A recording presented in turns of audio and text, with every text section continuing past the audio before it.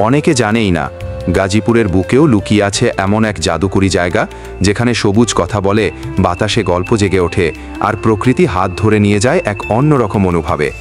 এই ভিডিও শুধু দৃশ্য নয়। শফিপুর থেকে আমরা রওনা দিয়েছিলাম একটা ছোট্ট হৃদয় ছোঁয়া ভ্রমণের উদ্দেশ্যে। বড়ইবাড়ি রাস্তা ধরে আমরা পৌঁছাই কালিয়াকৈরের বোয়ালি ইউনিয়নের এক অপার প্রাকৃতিক সৌন্দর্যে ঘেরা ছোট্ট এক বাওরকন্যার ধারে। যাওয়ার পথে আমরা যা যা দেখেছি তা যতটা না দেখার, তার চেয়ে বেশি ছিল অনুভব করার।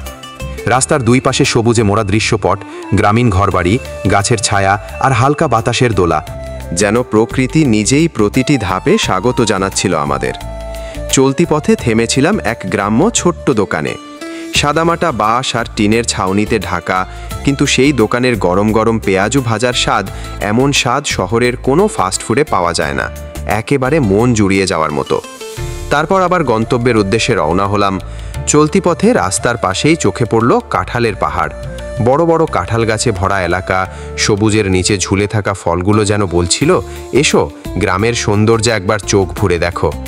আর যে রাস্তা দিয়ে আমরা যাচ্ছিলাম তা নদীর ধার ধরে চলে গেছে দূরে দূরে। দুপাশে গাছপালা, মাঝে শান্ত বাতাস, আর মনে হচ্ছিল আমরা হেঁটে চলেছি প্রকৃতির আঁকা একটা জীবন্ত ছবির মধ্যে দিয়ে। শেষমেশ আমরা পৌঁছালাম সেই হিজল বনের ধারে। নৌকা ভাড়া নিতে মাঝির সঙ্গে হালকা দরদাম। তিনি বললেন ঘন্টার 400 টাকা। আমরা শেষমেশ ঘন্টা 300 টাকায় ঠিক করে ফেললাম। বাঙালি তো, দরদাম না করলে চলে। নৌকা যখন পানিতে নামলো, চারপাশে শুধু গাছ, জল আর নীরবতা। হিজল গাছগুলো পানির মধ্যে দাঁড়িয়ে আকাশ থেকে পড়ে আসা আলোতে তৈরি হচ্ছিল এক অলৌকিক দৃশ্য। পাখির ডাক, বাতাসের দোলা আর নৌকার হালকা দুলনি, মনে হচ্ছিল সময়টা যেন থেমে গেছে।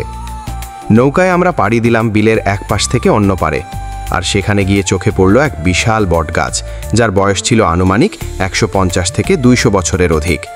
তার ছায়ার নিচে দাঁড়িয়ে আমরা ভিডিও করলাম, কিন্তু মনের ভেতরের যে প্রশান্তি, তা কোনো ক্যামেরাই ধারণ করতে পারে না।